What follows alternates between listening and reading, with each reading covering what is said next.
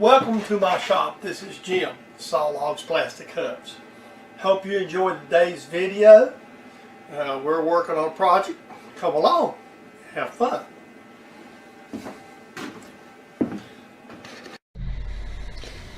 Good morning, good morning.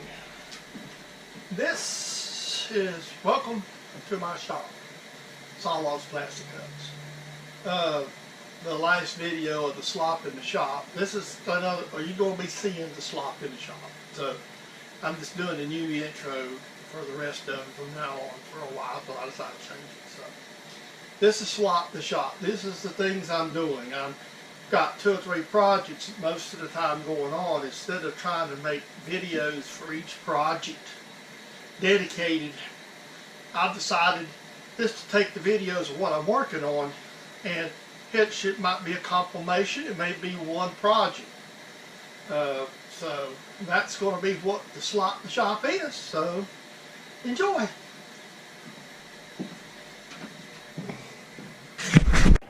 The other day when I was doing the project on the bandsaw project, I run into a problem, or on the universal fixture. I was welding and I heard a noise. The noise was that my Argon Regulator went south for the winter. So, thank you for Alexa. Thank you for Amazon. So here we go. We got our new regulator for the welder. Comes from Amazon today, so we're going to stop, put that on before I hang it up for the day here in the shop. So I don't use Alexa, by the way, so there you go. I'm gonna get you down here and you can see it. There it is. That's my new flow meter. Go on my welder. So now see how they intentionally want you to put this on.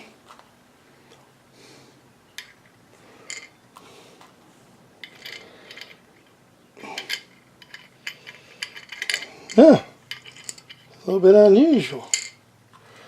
Okay. I see.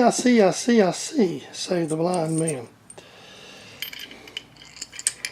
Okay, I'll get this stuff together here and we'll get it on the welder here in a minute. I'm going to repeat something. I've said this several times in my videos. It's worth repeating. I'm not a professional welder. This is not a professional welding rig. It is not a Lincoln. It's not a Miller. It's not a Hobart. It's a Daytona MIG that I picked up. They used to advertise these in the racing magazines many years ago. This is a 140 amp, 110 volt wire welder, MIG welder, and I've had this thing for probably a good 25 years. These welders are not on the market anymore. They was made by an Italian company actually. They're an Italian welder. It has had one trip back in the day when Daytona MIG was still around. It showed its tail once, and I actually had to send it back to Florida. Daytona MIG's no longer in business. The regulator, this one, the original flow meter like that went bad, and I put this kind of regulator here on the machine. This actually went bad several times. This is actually an acetylene one, and it actually come off an old set of gauges I had here at the house. So I decided, what happened is the regulator piece in here, something failed in it. So as soon as you turn the gas on, the regulator don't stop it. So we're going to have to. So now we're going back to see the welder originally had the flow meter, and I always have fun with these left-hand threads like most of us. And so I needed a new regulator, and I'm going to tell you the truth, I've been not happy with it, and I didn't really look at the welding supply house over at Airgas, who I usually go get my gas from here locally. So I'm gonna change something else too. I got way too much hose right here. It keeps getting in the way. And if I ever do want to put a newer, longer hose on it, a big bottle, I will, but I don't see myself doing it. Okay. And I know you've heard the whole story about folks that's old men who used to wear belts and suspenders, who didn't want their pants to fall down. The man who wears belts and suspenders.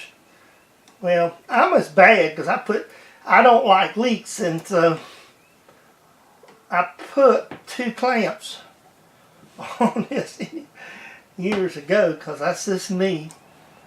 And I guess that's just the deal. I worked on race cars, and you sure as crap didn't want stuff to leak. So anything you could do to stop it was always good. Okay, let's plug the welder in and set the flow on it right quick. And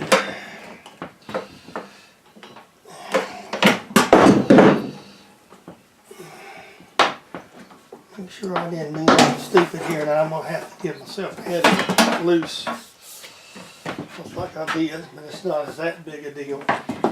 Alright. We don't need a ground clamp for this, but I'm going to plug it up and fire it up. Let's get it plugged up and set it so I can set the regulator where I want it. I usually run somewhere around 15 pounds usually of argon. Excuse me if you're seeing my head. Apologize.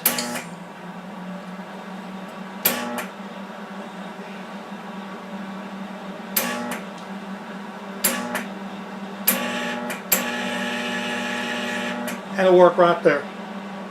That's what I want. It's got 15 pounds of gas is usually a good number for me.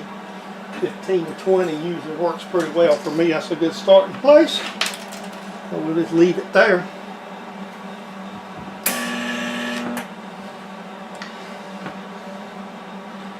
And put the welder back up. So that's done for the day. It's a little chore you have to do. So that's a chore. I'm always hunting something that makes life easier. I had this push stick was here, and I'm going to do something right quick. But I decided, and I already had it was originally hung on the wall, but I just want, whoa, come back here. So I wanted to keep, so I've been just trying to keep it laid on the with the saw, because that way you can always find it. So when I get ready to store my saw every time, that was loose. Let me drill another one in. That was a little loose. I like that because it fits in there. I'll leave it alone. I don't need to drill too many holes in it. So what I decided to do here is just drill an extra hole in my push stick. So that way that my push stick lays right there as I are doing, you know, get ready to take the saw down and put it up. That way I'll have, because I always like to leave the push stick right there with the saw. So that way I can just take my saw back over here, back out of the way. Excuse me, see, right like that. And then I'm done with the saw. And that's the whole purpose of this plate that I made the other day that you've seen. If I need to tap holes on something, I can bolt that other plate, and you noticed the other day. So that's what I've got. I've got bolts with it. So the other one, I got I just keep the fixtures with the other. So there I am. That's where we at right now. There is something else I want to mention. I'm not going to change the focus of my eBay channel, folks, so don't take this the wrong way. But, you know, we have to do things sometimes more often than we work in the shop. And our Whirlpool washer been kicking up a fault. And I always do some research and trying to figure the answer out. And, you know, these things have a filter, and that's what's right down here. And I pulled the filter out, so I'm going to show you, here's the bottom of the cabinet, what was in the filter. Kind of open this back up a little bit. Gentlemen, I'm as bad as anybody. Where do you think these here come from?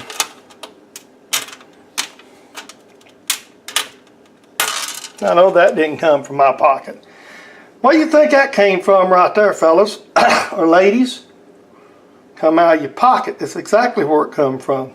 It's not counting the change, obviously, but you see, we work sometimes as gentlemen and we stick stuff in our pockets and forget about them. These new washers, you see where they end up. Hopefully that'll solve my problem. But I thought I'd just throw this in the next video. Okay, I'm going to make a short video. I've got a clip in the shop, or in the house. We have a front load Whirlpool washer, and there's people on YouTube talk about cleaning the filters. And I took the filter out and took some stuff out, and we're still having trouble with the washing machine. The washer itself, I had a technician to come out and look at it. Washer's fixing them, not my forte, with all these new electronics in them.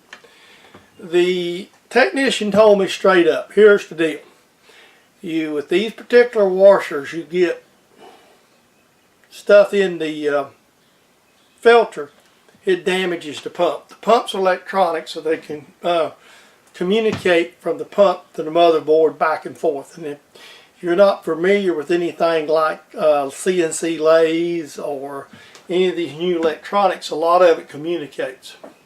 So the thing that I want to bring up today, and I'm going to put a couple things on a little slot in the shop and informational video, is if you work in your shop and you're in your house, you have a front load HE washer with filter system, especially a Whirlpool, make sure if you don't do your laundry, if your wife or girlfriend or significant other does your laundry, make sure you clean your pockets out. Make sure everybody does. If you got children, make sure to clean them out.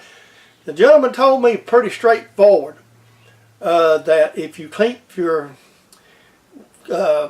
pockets clean, you don't run stuff through the filter, you know, like nuts, bolts, chains, whatnot, that then the filter, the pumps don't get damaged and you get a lot more life out of your washer.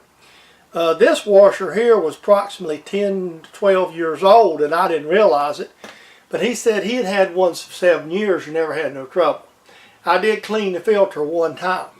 Now you can get other stuff in it and be alright, but the one thing that especially us guys in these home shops and stuff, and even if we work in the shop, come on, I know we're all, and I was probably as bad as anybody to pick up bolts, nuts, screws, throw them in my pocket. Make sure you get your pockets empty before your washing machine.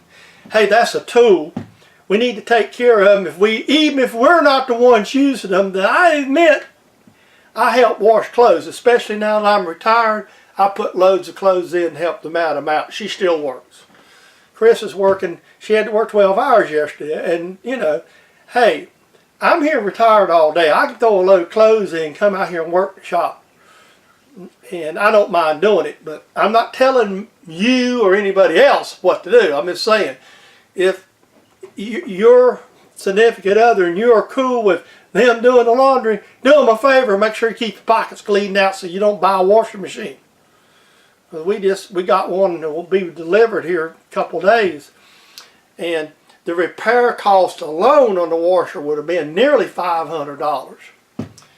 And so we made the executive decision, hell, let's just buy one. So we ended up thinking about $800 to $100 something with the warranties and all for a new front load washer. So you want to think about stuff like that. So please keep that in mind, and I'm going to, I'll show you, there'll be the clip that I'll show this. So, yuns, have a great day. You enjoy it, and we'll catch you next video I decide to make. Thank you.